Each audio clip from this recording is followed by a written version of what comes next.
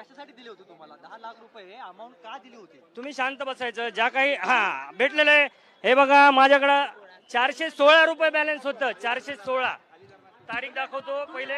एक मिनिट गडबड करू नका. 21/10/24 तारीख बघा. 21/10/24 कोणी पाठवले? मग तुम्ही म्हणताय 465 बॅलन्स होते. ऐका ना, ते एन्काउंटर साठी. एन्काउंटरचं आताच घेऊ नका. एन्काउंटर थोडं बाजूला ठेवा. हे पैसे कशासाठी आले होते? ईव्हीएम मशीन पासून तुम्ही दूर जायचं.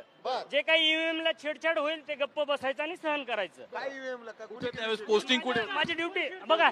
तुम्ही 4-5 प्रश्न विचारा. ज्यांना कोणी विचारताना प्रश्न एकदम 1-2 पत्रकार बघितले एकदम असे प्रश्न विचारतात ना अजितदादाला, गृहमंत्र्याला, की कासले असा बडबडतोय किंवा कासले दारू पिऊन बोलतोय, असं तुम्ही निगेटिव्ह विचारू नका.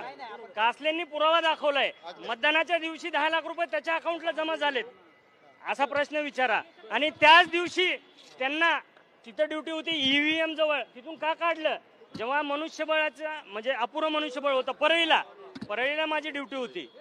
ईव्हीएम मशीन जवळ रात्री. बघा तुम्ही तो एन्काउंटरचा मुद्दा घेताय आणि जो मेन मुद्दा पाहिजे ना आपल्याला, तिथलीच हजेरी. माझं ऑर्डर आहे. सगळे भेटेल तुम्हाला.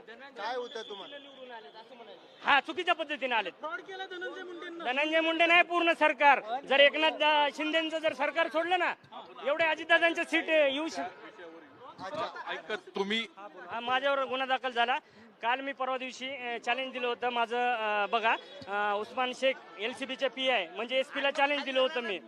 SP ला चॅलेंज दिलं होतं मी की माझ्यावर गुन्हा दाखल नाही अजून आणि तुम्ही माझं लोकेशन काढताय, मला माणसं पाठवताय. तर त्यांनी एक गुन्हा दाखल केला जो मी महिन्याभरापूर्वी बोललोय. काहीतरी कुत्रा शब्द वापरलाय. लातूर जिल्ह्यामध्ये अमित देशमुखांविरुद्ध कुत्रा जरी उभा केला तर निवडून येईल असं मी विधान केलं होतं.